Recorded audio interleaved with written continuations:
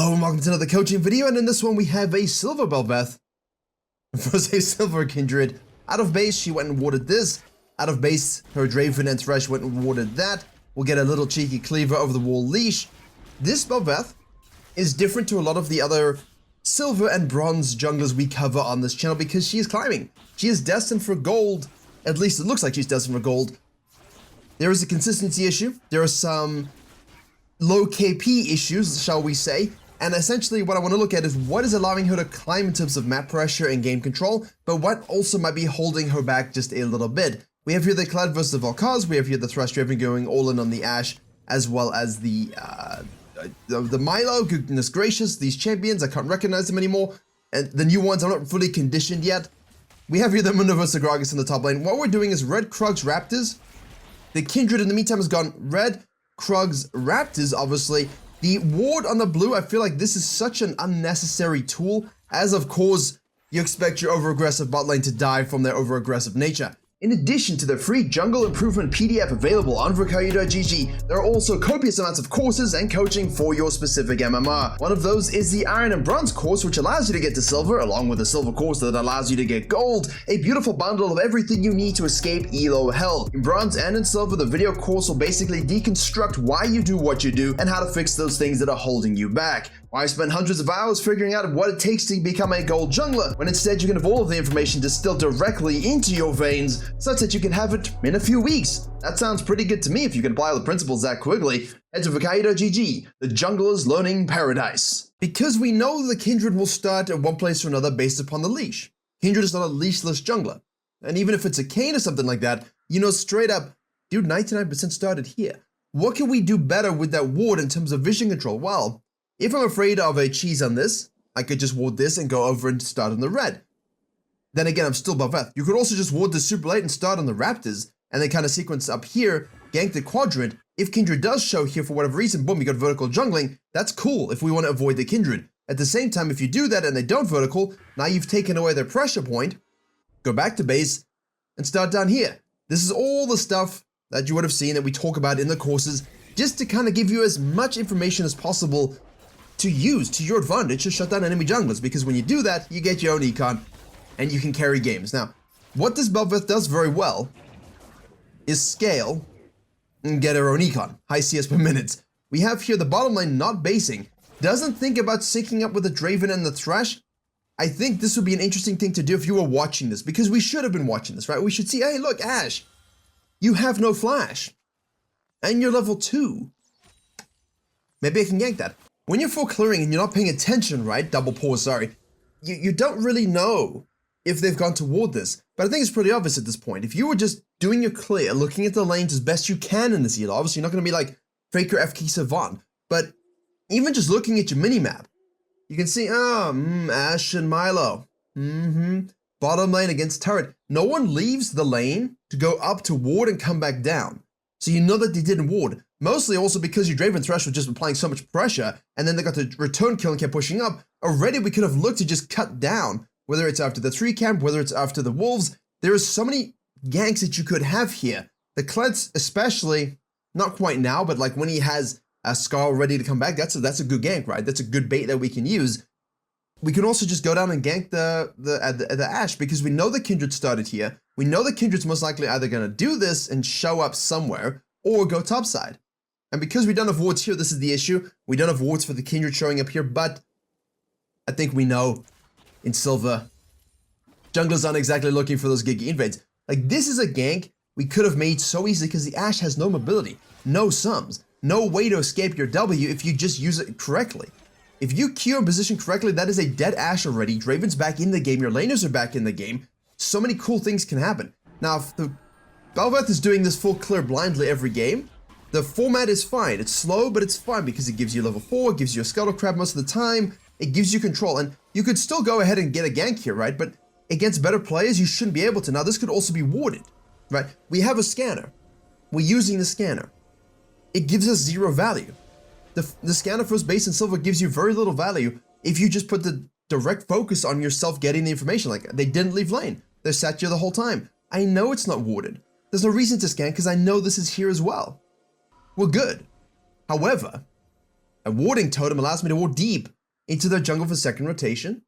And it also means I can track the randomness that silver junglers no doubt have, which of course you always like to mention in coaching and in comments, which is true. I mean, there is random stuff, but we can deal with random stuff easily.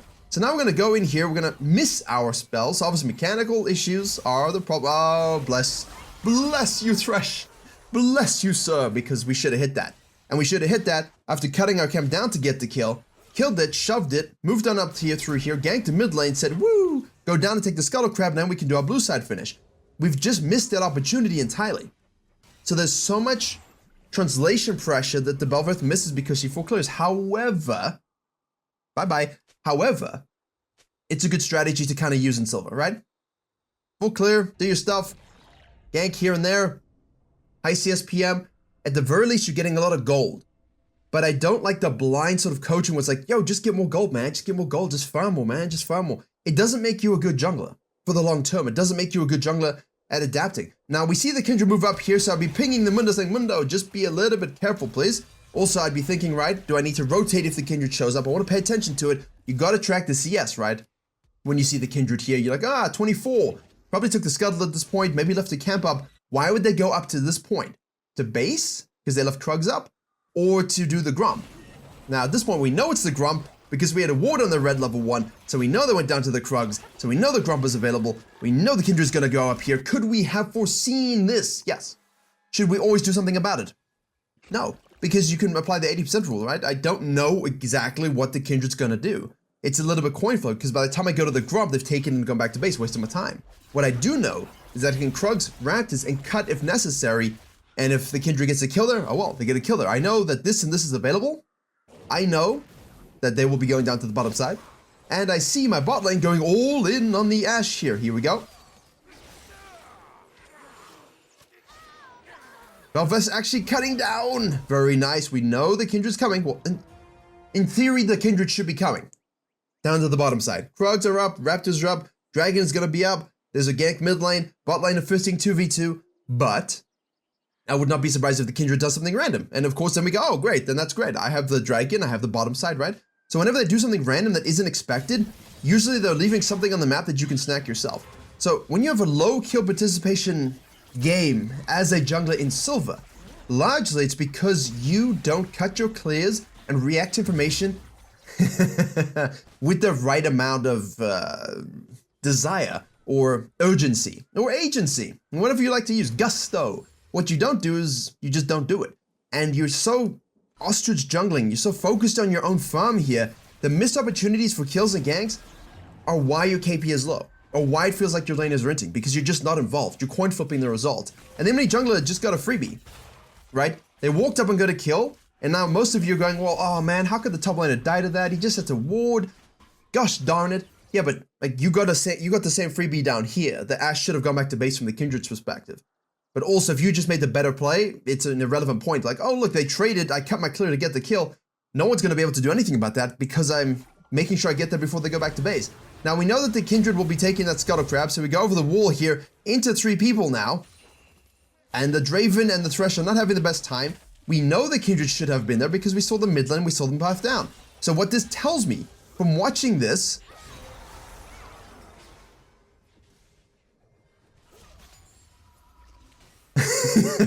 ADCs are a funny bunch of people. What it tells me from watching this is that this Bel'Veth player's camera movement and awareness of the minimap is very, very low. What they've mastered is taking Bel'Veth to a reasonable full clear tempo, taking a Scuttle Crab, then physically looking, manually, doing it, hard clicking on the mouse, and then going back to doing the same thing. What they're not doing is keeping that action up. Okay, the Kindred went here. I managed to get it. Kindred shows up there. Kindred goes down. There's a mark here. Obviously, they're going to want the mark. I'm going to do my Grump instead of the mark. I see this dive push up. I'm going to go gank it. Oh, wait, what are you doing here? And now you're forced to disengage and Ashe gives you a freebie, right? So the Kindred is twice. Kindred can complain twice now, but the Ashe giving the Bel'Veth some freebies. I was definitely talking more about the, hello Kindred, the Ashe just giving free experience for level 6. And that gives you level up too and heal. So the Kindred, in this particular case, you can say, well, how could I have known that this was going to happen? Well, it's because you took their Raptors, then they showed up here, went down here, then they went here, so you know that the second spawn Krugs are up. And again, I have other coachings on this channel breaking down the tracking a bit more, slowly, but I don't do it every video because, we're going to focus on different things, right? We're trying to build you up. Nice database of skill sets. But I like this now. We leave the base, we take the Krugs, we say, okay, let's scan this and kill. But why? Why would you scan and kill this? There's no reason to. If the goal was to gank, then let's go gank. It's warded because we see it, so pull the trigger and go. He's pushed up enough that Mundo can maybe try and do something. Mundo should also have Ghost, not Flash. Let's go ahead, right? I mean, you could use Flash, but don't really think it's necessary. I mean, Ghost is just better. So basically, I'm a Mundo player. It's better just to pull the trigger and go on this gank. Obviously, he's gonna ult and flash, disengage, but that's fine. That's cool, that's great. Because then I can go down and scan this to clear it, so now that ward did nothing. He warded, we just used good angle of approach on the push wave to burn all his summons in his ultimate. He's gonna have to rethink the wave, now we take division away. Is Bel'Veth coming back? Is she still in the area? Do I get to kind of push a little bit? What do I do? And that's what you want through the laner's mind. That's a good gank. Also, because you saw the Kindred down here, a lot of junglers in silver think tendencies. What's the silver jungler going to do when they kill the bottom lane here and there's a dragon on the map? They're going to take it. They're going to take it. So what we can do is say, oh, well, I saw you blue buff on the minimap spawn. I'll go snack that. And I'll snack this. Oh, look, Gragas is here again. I'll kill this. Alternatively, you could just go straight for this. Now, as a Bel'Veth player, you're probably saying, yes, I want to go straight for this. And I will say, okay, I'll give it to you. Most junglers can afford to kind of counter jungle and then do this, but in this particular case, True Form, Herald, Fishies, you can then move here because now if the Kindred shows up, you're so much stronger, right? You're just so much stronger than you would be if you're in base form and they came to fight you on the Herald, which is not what we want. So if you see this ward here and you're doing this into the gank, pull the trigger and go, burn the sums, burn the stuff, clear the ward as you leave, and now you can do this. Because now, look, he can now push up. He doesn't care anymore because he saw you move away. He has so much disrespect. Look at this. Why is he able to do this? This should be us doing stuff to him. I know Gragas is strong, but the Gragas now can basically just, he knows in silver that once you've done that, you're not coming back. You're not thinking about it. So we're going to go ahead and steal this blue. Kindred takes this one. Again, this is fine. This is good, right? This is outside the rule. I can take the blue. I can take the Grump. I can repeat gank the top lane. I can also go straight to the Herald as well. Kindred Mark has appeared on the Grump here. So why couldn't we do this? Why couldn't we do this before? You know what I mean? We could have burned some, even if we don't get to kill before because of spells and sums, that's fine. So we are able to get some things going. Kindred now shows up here 3-0-0, winning the mid lane as well. Now we're going to take this thing. We see the Kindred going down. Why? Because they're going to gank this, or they're going to go for this. Depends on their risk assessment tolerance. But we should be doing the Herald. Seems quite slow, no? A little bit of slowness to it. Now, obviously, the Kindred, once this disengages here, is most likely going for this stuff. There we go. So you're getting the Herald for the Dragon, blue side for the blue side, but we're not having the same level of pressure in terms of the ganks, right? So in the games where this Bel'Veth is losing, it's because she is not exerting the right plays in the right moment in terms of, hey, look, this lane is gankable. Hey, look, I should go and rotate to this. Hey, look, I should shove this and then do something else. The farming econ is there, obviously. You can see the CS lead is 17. That's okay. We can afford to go to this. We see this now. Look at this. Kindred's moving up here. The Kindred is just rushing to hold waves. Obviously, a lot more reduced experience now than before. But this proximity of showing up the whole time. Look at this. Watch this.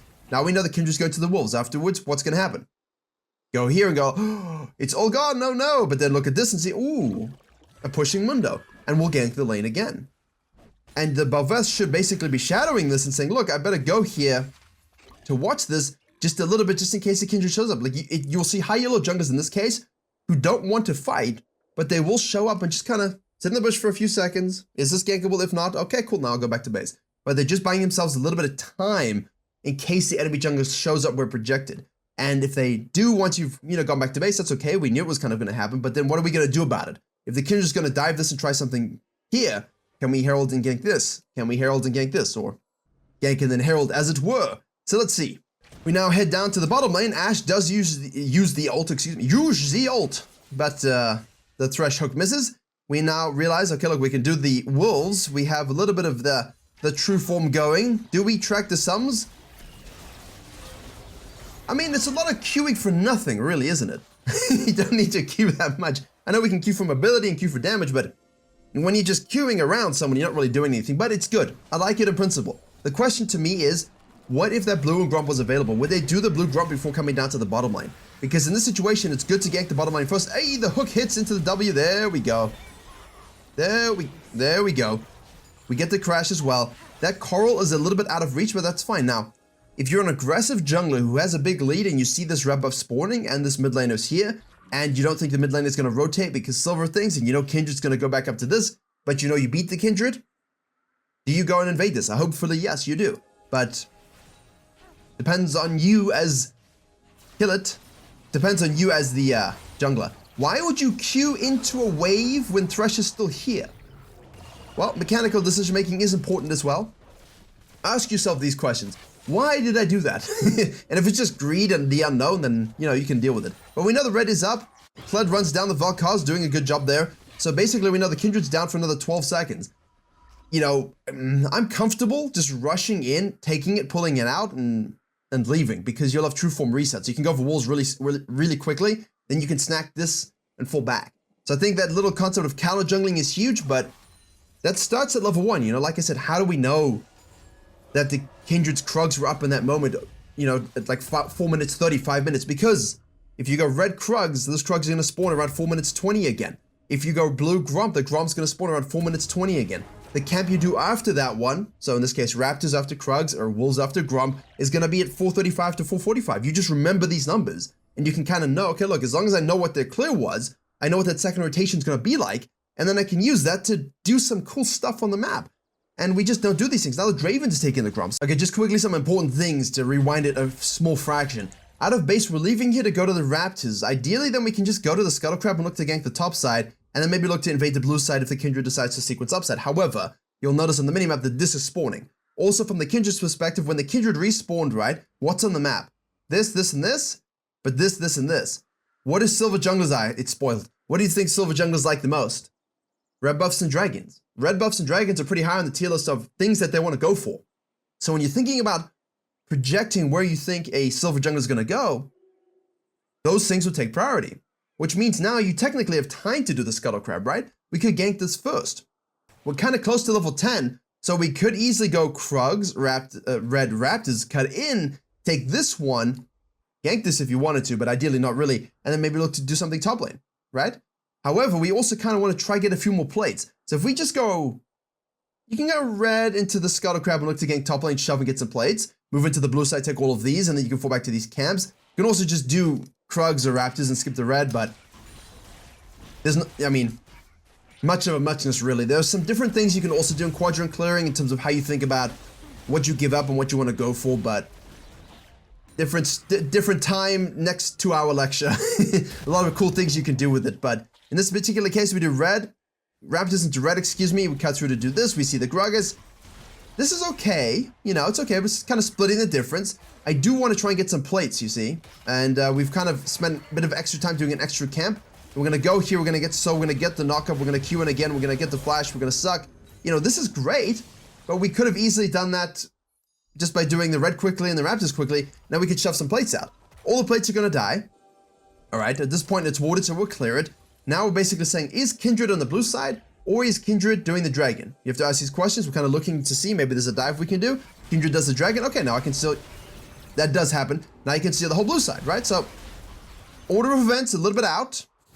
Okay, there's a Kindred. Order of events are a little bit off, but overall, we're hitting the right things. We're having good CS, we're having good tempos. The Kindred's wasting a lot of time on dragons, showing up mid lane here, and of course that cost us. Now again, the same thing that happened earlier happened again, right? Kindred shows up here, will recognize the camps are gone. If they don't want to base, what might they want to do? You know, especially seeing as we have vision here as well. Dive this, or gank this. So instead what you can do is look for the 2v2 and look for the shadow. The only time you wouldn't is if like the card's truly 1 HP and you can do absolutely nothing. But I like the idea that we'd be strong enough to handle it. Here we're going for the wolves. Hopefully we can defend this. Kindred's probably doing a little bit of the translation. I mean, this is always a perma push lane now with no turret. We're kind of just giving this up to the void.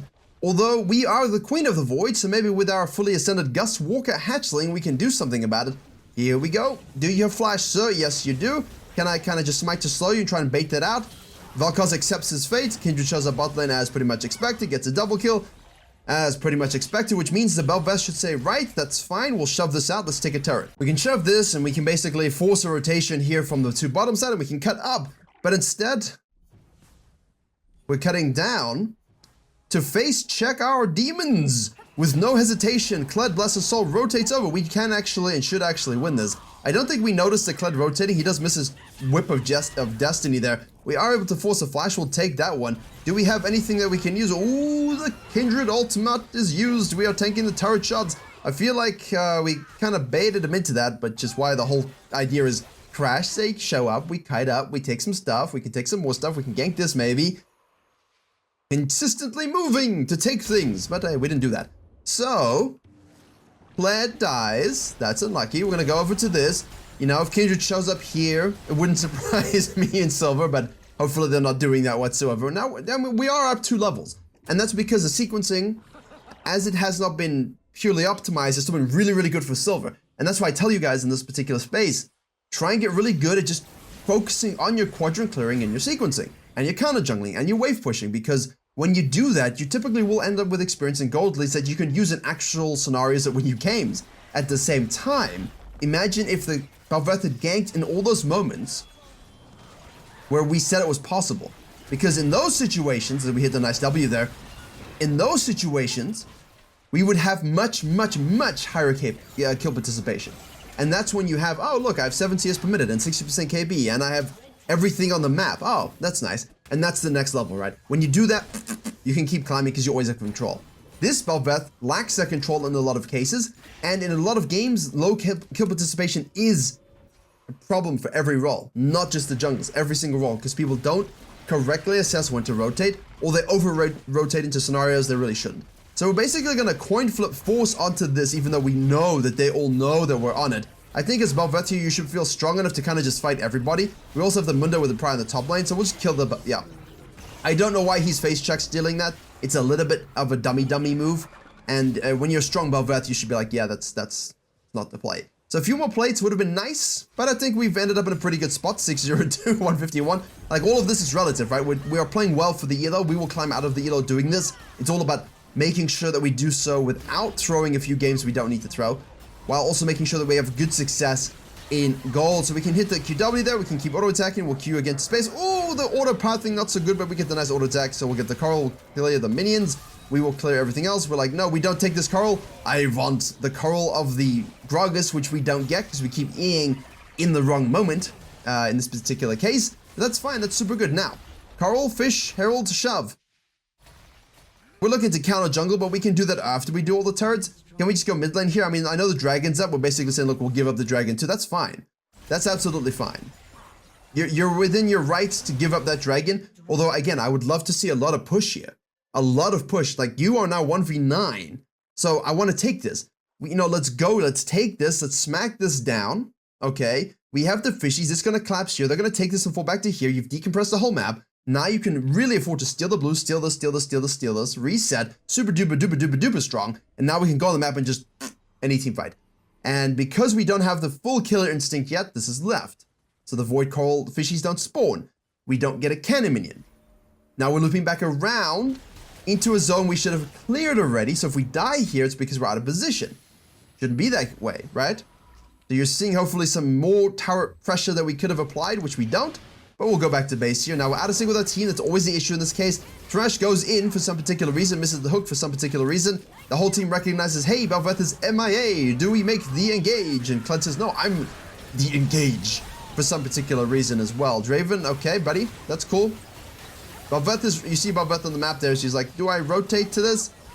Am I needed for this? I mean, there's a free kill in the back line. We can definitely kill that guy. I mean, I would be very cautious about the Kindred in this particular regard. There you go. Okay, well, it's... You can see the 1v9 is there, but the knowledge of the mechanical aspect isn't there. So, for example, the rank 1 Bel'Veth Demex might have pentakilled that, and that's just because of certainty, knowing exactly that spacing, right? There's no hesitancy with the Q. There's not like, can I go in? Should I go out? Can I go in? Should I go out? And when you do that, you're just taking free damage. There's no reason to take free damage. Once you get the kill there, you can go ahead and kill the rest. You just got to make sure that you're actually understanding that you can keep going, keep going, keep going, keep going. But as soon as Bel'Veth hedges a little bit, takes free damage from the Kindred, sure, baits the Kindred in, but that also seals their own fate. But Demex for your mechanical breakdowns and your slow 1v9 teamfight analyses, because you can spend a lot of time. You always want to speak to one tricks and mains when it comes to those things.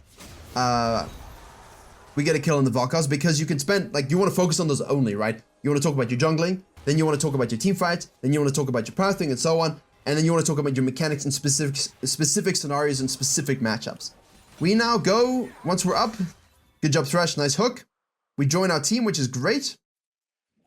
I mean, it's okay, it's just a little slow in some cases. I do see, ooh, out of position, go, go, go, go, go, go, go, out of position, go, out of position, let's go, there we go. Easy. Couple Qs, couple autos, couple sucks. Well, one suck, and that's a dead Kindred. Save your W as necessary always. I like this. I'm not joking, I like this. You should know if you can do that. Get out, yep. If your team decides to go and turn for no reason and throw away all goodwill on the map, you let them. You let them and you say, thanks for Albaron, and you just hold with your fish and with your waves, and you don't die here. You just don't die. You Q to avoid the body slam. Wait for your team to respawn. They are now overcommitting. We have some more void fishies respawning. We're taking a little bit of free damage. Can we shadow the scenario? Can we heal up from the wolves? Yes, we can. Dragon Soul's coming up. They will now either have to stay or base. If they stay, they die. And most likely because they're silver, they will stay. Because look at this. They've got 1,300, 1,000, 1,000, 2,000 gold. It's a lot of gold. That's a lot of coins for a lot of witches. Or one witcher. And the red team has all died and respawned. So, you know, we have this gold advantage. We're 3 levels up because of the CS. It's nice. Definitely kill participation issues. But that can be fixed. We see the base, and we're just gonna queue in and get the knock up on the Valkars. We'll do the E-Suck and we get the kill. That's great. Easy pick. Now we can fall back to the dragon. Super easy. Rough kick, super easy. Nice tutorial.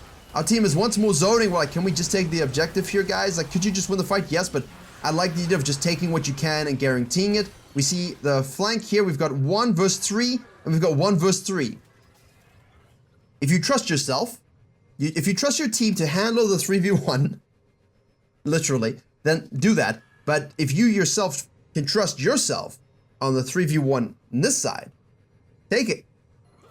I mean, I think when you look at, oh, well, you know, happens to the best of us. There we go. Gragas goes too deep. We'll just kill the Gragas with our team. I mean, if they want to make it way less interesting than it could have been, that could have been way more, that could have been way more sexy. That could have been a straight up 1v3 triple kill from the Bel'Veth. But we'll take the double. And now it's a bit of a run over game. See how quickly it can change. The mid and the late game can change so quickly with a few quick calls. And even though we made mistakes, like not pushing this and so on, the fact that we stayed on the Baron and got the dragon. Yeah, the fact that we stayed on the Baron, took the Baron and got the dragon. It worked out in my favor. Look at this. They have to respect us, but they cannot be us. They want to be, but they cannot. Take that. Fall back. Oh, the Krugs are spawning. I'll hang around for these. Yes, good. Very nice. Split pushing is our friend in this elo. Careful the pathing there. Careful the pathing there. Don't path in front of them. You're gonna get chunked. You're gonna force your team in, and it's not gonna be good. Now we've queued in again. We're gonna get the interrupt there. We'll get the E-Suck lifesteal. We'll get interrupted by the body slam, and now we shall die. All because of some lazy pathing in the front. So do be wary of that. Okay, so it was going too well. We needed something to improve. And obviously from this, caused by us, right? Exactly what happened. We pathed in front to where this darkness. Why? The whole team is going to be respawning. It's the same scenario. We have unspent gold. They have spent gold. Now we die. Silly. They'll get inhibited from this. Yes, they will. Crashes. What else happens in the meantime? We take some camps. We don't take Grump. We take the Grump. Top side is gone. We're floating to the top side here. We're 8 times speeding it. Looking for... Oh, there it is. I missed it. I like this though. Baron's the next objective on the map. This is down, doesn't matter because Muno's shoving it up, which is great, which means that doesn't really mean anything. No one's going to catch this side wave because this is up and no TPs are available at this stage. Ashe is the pick, but most likely blue team will just walk in and be baited. And let's see if that's actually what happened. I was going too quickly. Yeah. It's the Valkars. Should the Valkars be there? No, not at all. His mistake, but really well set up by the Bel'Veth and her team. Nicely done. Really nicely done by the Mundo just to shove the wave up. You can take a lot of damage now already. That's a free Baron. They can't contest it. They cannot. If they do, you win. Ash Arrow doesn't do anything. Nice. Back to base. Everyone to the dragon. This is good macro, guys. Very nice. And again, goes for the random ass face check just to, why are you face checking bushes that are not warded? Don't do it. Don't do it. Use pressure release. Okay, look, I don't know if anybody's there. I don't know if I can face check that. If I do it, I die. I'm a squid. Okay, I'm gonna push this up a little bit just to get some visual line and fall back. This means the minion wave pushes up so you can see if anyone's rotating, and of course it might force someone to catch it. But don't walk into a blind bush and be like,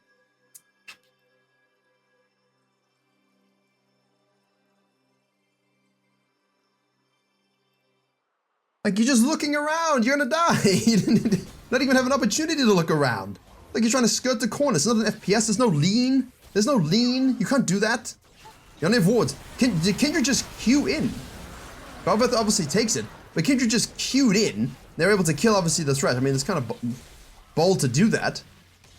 Let's see, I mean, this is fine. Obviously the mid inhib's falling here and they're trusting the fact that they can win this fight without anybody else. Gragas goes absolute backline here. I am worried about the mid lane though. Yeah, like this is too deep. This is way too deep. You can see my face, like it's too deep. Mid wave is pushing. We're looking for the backline now. Okay, Gragas interrupts. Lazy bases. They're just gonna keep coming for you. You have to run, Forest. You have to go towards your base. Don't try and cheat death. Just run to someone super safe. Let them waste their time running in circles, and you'll get back. We die for this. Unlucky, not good. Literally no kills happen. No kills happen. Everyone is bouncing and wailing and let's see. Mundo's bottom lane here with TP. They see this. They see the This is Bel'Veth. This is Bel'Veth. This is on Bel'Veth. Right here. They must win from this. Because Bel'Veth shows bottom lane. He shows bottom lane. And as soon as you show bottom lane, and they see Mundo bottom lane, and they're like, hey, we're 5, they're 3.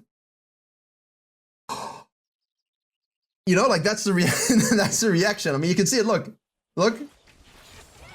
Wait. Bel'Veth was bottom lane. Bel'Veth was bottom. Ash. You're waiting for the ult. Or is it up? No, it's up. It's just the frames are lying to us. Like, she's waiting. Now the Mundo's going to TP in, but we forced out the cleanse, obviously. We forced out the flash, obviously. And if we had done it sooner, we could straight up win the fight. But now Bel'Veth is like, where do I go in from here? Because she's fighting from this angle. The Mundo TP'd from this angle. And obviously the Draven is compromised. The Thresh is compromised. The Kled is compromised from this already. Now she face checks death again. The Kindred queues in to get the slow. Oh, the hook hits, but don't take it because Kled's in base. These numbers, recognitions. Oh, and Draven's out of his. Oh, pop goes Louise. Oh, yeah, you see, there you go.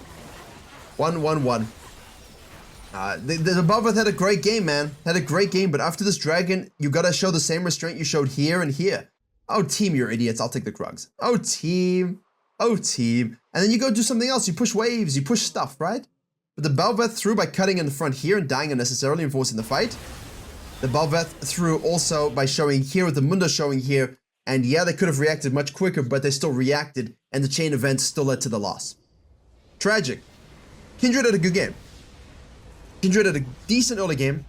Nowhere near the same level of sort of like farming cadence and tempo, but caught up nicely in the mid and the late game. We didn't focus on it, but it was solid, right? Got counter jungled a few times, did some reverse counter jungling themselves. Really nice response to the Bel'Veth's early game pressure in that sense, and had some good ganks. So the Bel'Veth needs to up that early game recognition and be very careful about these throws. But with this kind of econ and this kind of, the mechanics are coming there. It's a little slow and there's not the same anticipation, but it's definitely getting better. And Demix will help you guys if you want to go and study the mechanics and when to do what. Always just go there to learn that.